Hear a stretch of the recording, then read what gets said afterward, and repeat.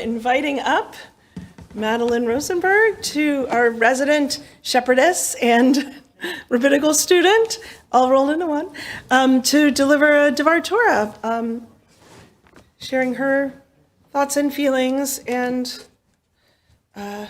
commentary on this week's Parsha. Thanks, Cantor. So I've been told I should move this closer, but I don't know if it goes closer. You can also put it to the side. Or, yeah. I could just go rogue. Or take it out and hold it. Yes. Now it's like stand up. I'll try to keep it not blue. Here we are studying the story of Jacob, who teaches us how to develop right relationships with others and with God. And here we are in the month of Kislev, the darkest part of the year, when we yearn for miracles. These opportunities to abide with the most holy increase the sparks of holiness in our world. And as we approach the longest night of the year, we certainly seek more light.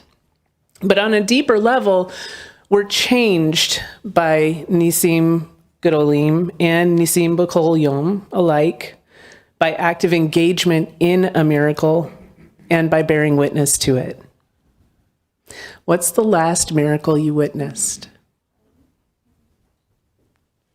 Tomorrow, we will witness the miracle of Rabbi and Ariane's new family member. We will marvel that it is possible for a human being to create the vessel through which a soul can experience this world.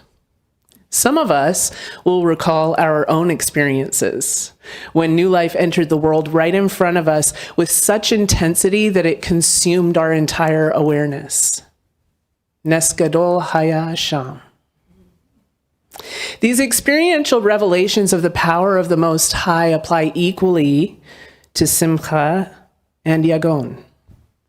These Nisim, there are Nisim to be found in fear, in injustice, in anger, just as there are in ecstasy and awe. Miracles exist in tragedy.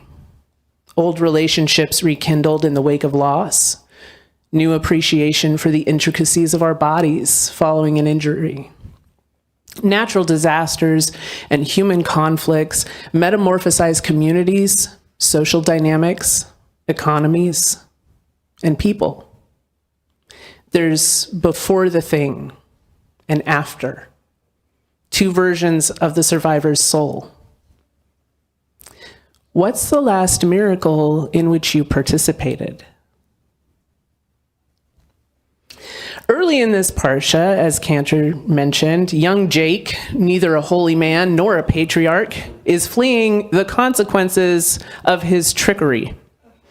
Exhausted, he stops for the night. And this is often translated as he came upon a place or he came to a place, but the Hebrew is much more active. It's even violent.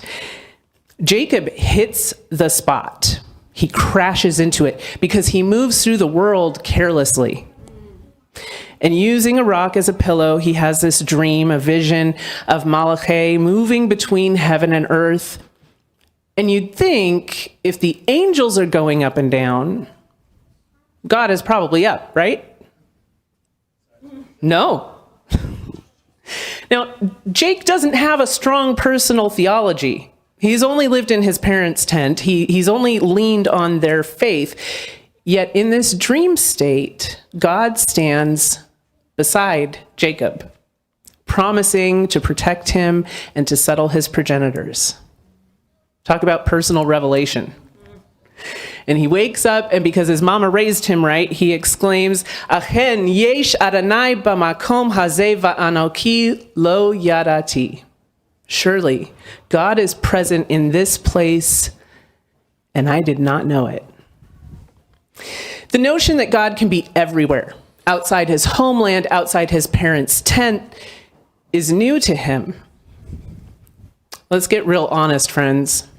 For most of our lives, it's new to us, too. God doesn't live at shul. God abides in traffic and in grocery stores and in long lines and on hold with customer service and in floods, and I did not know it because I wasn't paying attention. Like Jacob, we are so busy running into or away from the parts of ourselves we would rather ignore or tricking people to fulfill our agendas that we fail to notice the sparks of holiness lighting our way. That what we can't stand in our coworker, you know the one, we need to fix in ourselves. That no matter how dark the world gets, we are shamashim for one another. That we don't have to worry if God will do for us, because God said it's already done. Awestruck, Jacob builds a monument using his rock pillow, and he calls the place Beit El. Please, God, have this house. Now that I know you, I want you in my life. Now that I can see you, I will look for you.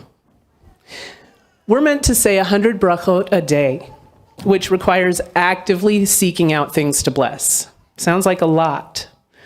But the more attuned we are, the more we notice that the world presents 100 miracles a day. That car you saw speed through a solid red light and somehow no one got hurt. A home-cooked meal.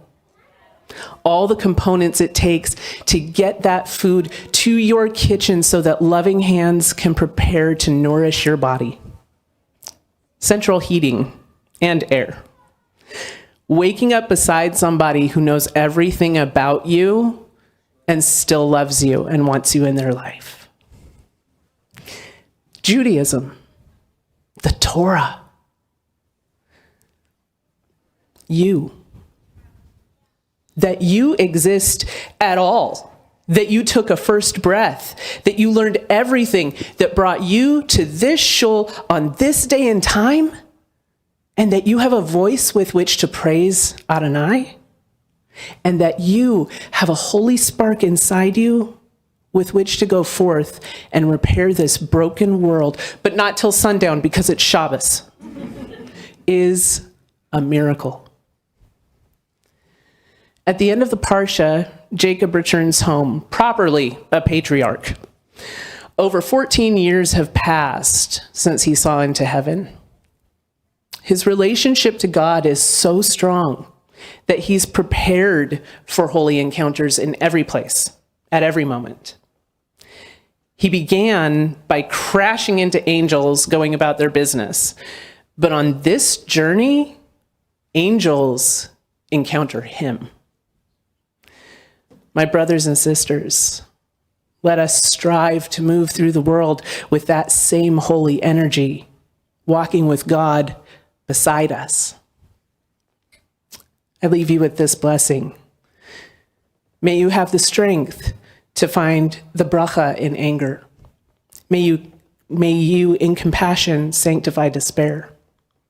May you be a shamash that burns unceasingly, and may every holy spark you share with others increase the size of your own flame.